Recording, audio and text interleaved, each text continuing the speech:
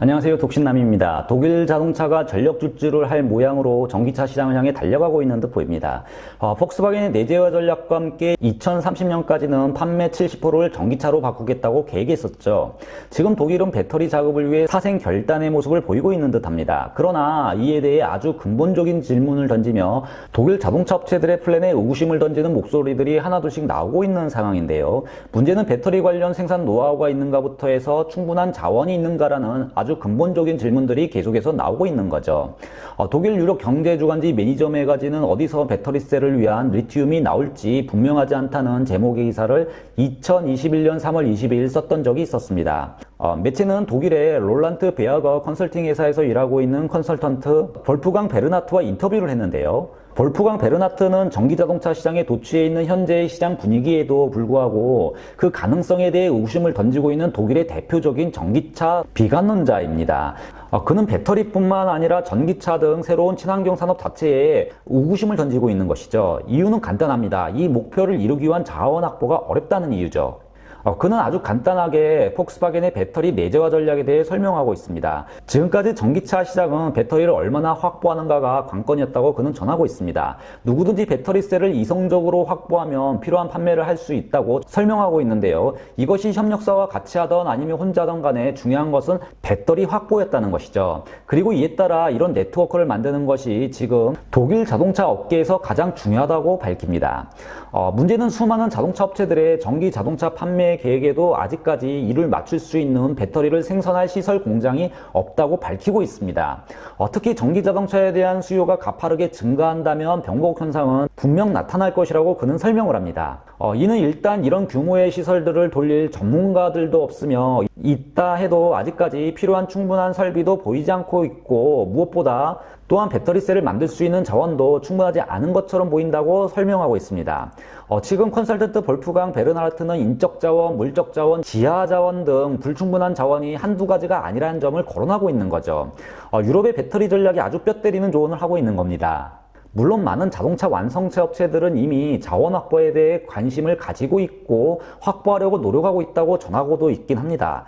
그런데 포인트는 이 문제를 아직까지 해결하지 못하고 있는 것도 사실이라고 그는 밝히고 있습니다. 이미 2030년까지 2000기가와트시까지 생산하겠다고 자동차 업체들이 선포를 했지만 그 많은 리튬이 어디서 와야 하는지에 대해서는 아직까지 분명하지 않다고 근본적인 문제를 거론하면서 현실 불가능하다고 주장을 하고 있는 겁니다. 물론 리사이클링을 통해 확보하는 리튬이 있습니다. 그리고 리사이클링 기술도 시간이 지날수록 발전하고 있다고 설명을 하고 있죠. 이는 분명한 사실이라는 겁니다.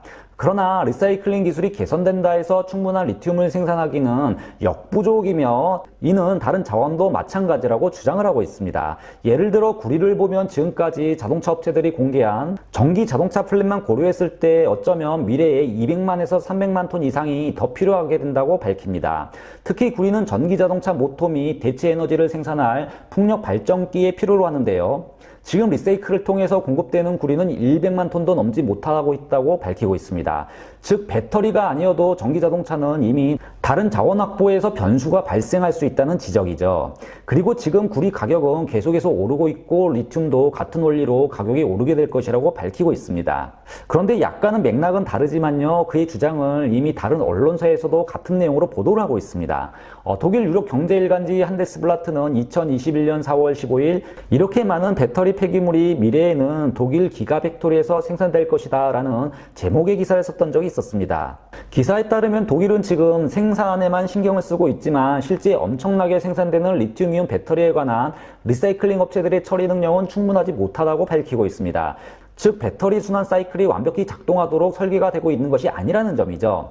신문은 리사이클링을 통한 리튬 확보 계획만으로 분명 쏟아져 나오는 리튬이온 배터리를 모두 재활용시킬 능력, 이를 커버할 수 없을 것이라 주장을 하고 있는 것이고요. 이에 따라 리사이클링을 통해 배터리 생산에 필요한 리튬을 충분히 공급하지 못하는 상황이 올 것이라고도 얘기하고 있는 겁니다. 이 대목이 중요한 것은 간단합니다. 왜냐하면 유럽의 배터리 전략에는 리사이클을 통한 자원 확보를 고려했기 때문인데 이런 점이 지금 사실상 구멍이 뚫려 있다 주장을 하고 있는 겁니다. 물론 이에 따라 리튬에 대한 확보를 위해 스페인과 독일에서도 채굴을 할 수 있고 채굴을 하자는 의견도 있습니다. 그러나 이도 허무한 생각일 수 있다고 볼프강 베르나트는 전하고 있습니다.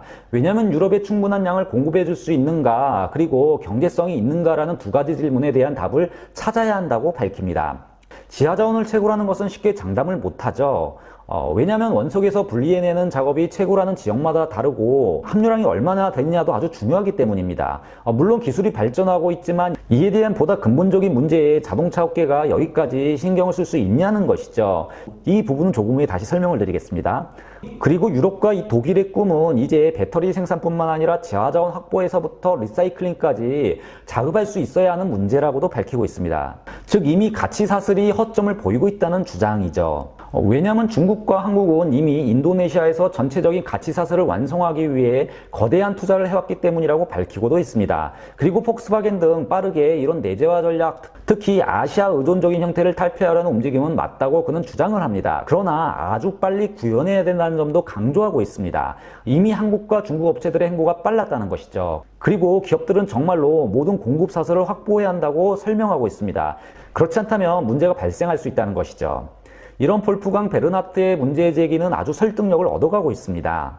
독일 언론들은 이후로부터 최근 리튬 위기 어디서 이 보석을 들어올릴까라는 제목의 기사들을 쏟아내고 있는데요. 독일 유력 주간지 슈테안지는 지난달 5월 21일 리튬 전문가는 어떻게 자원 부족이 에너지 전환을 위험하게 할지 설명하고 있다라는 제목의 기사를 내보낸 적이 있었습니다. 기사는 기후 목표는 강화되고 있지만 어디서 이 많은 배터리가 만들어질 수 있을까라는 질문을 던집니다. 매체는 이제 독일 및 유럽은 자원 확보를 위한 글로벌 전쟁을 진지하게 생각하고 전략을 짜야 한다고 주문을 하고 있습니다.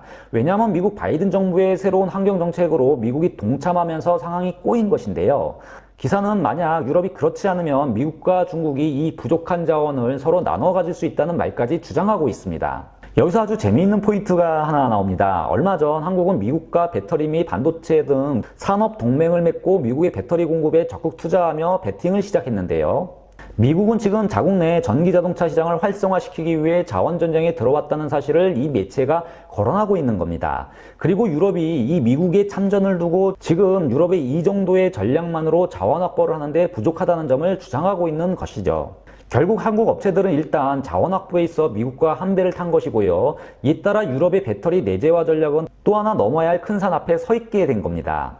한미 배터리 동맹은 미국의 자동차 시장 및 바이든 정부의 에너지 전환 정책을 지원함과 동시에 이에 따르는 수익을 얻는 구조로 설계되어 있습니다.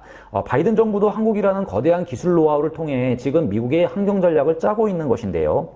지금 자원 확보 전쟁에까지 이런 메커니즘이 영향을 주고 있는 것이죠. 결국 유럽은 한미 동맹이라는 거대한 문제 앞에 서 있게 되며 유럽 배터리 전략의 허점을 노출하고 있는 겁니다. 매체는 유럽은 이미 야망적인 기후 목표를 세웠고 2030년 생산 계획을 맞추기 위해서는 지금부터 시작을 해야 한다. 그리고 유럽연합은 배터리 생산을 장려하는데 결정해야 한다. 하지만 지금 충분하지 않다며 유럽의 배터리 전략에 허점이 많다는 사실을 거론하고 있습니다.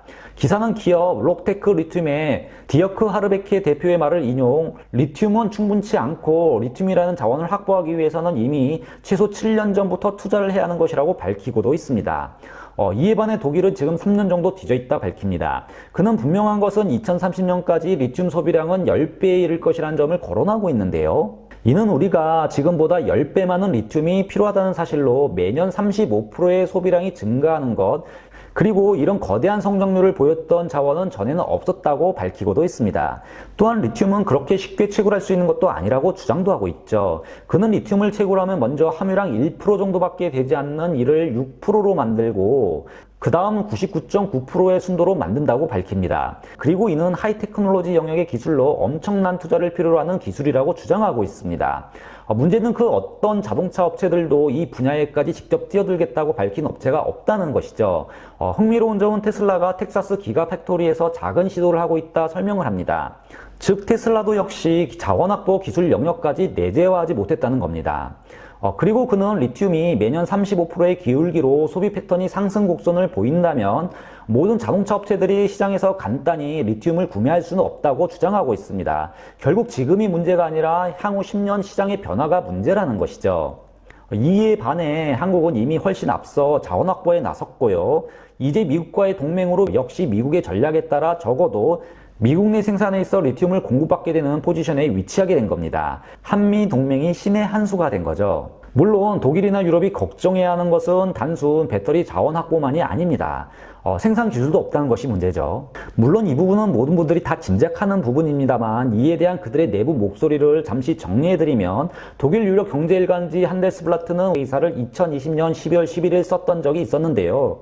기사는 보다 높은 안전, 보다 빠른 충전, 보다 긴 주행거리, 그리고 가능한 많은 비용 절감 등 지금 전기 자동차의 공격적인 모습들이 배터리 개발자들을 압박하고 있다고 전합니다. 여기서 배터리 개발자들이라는 것은 독일의 배터리 개발자들을 얘기하고 있는 것이죠.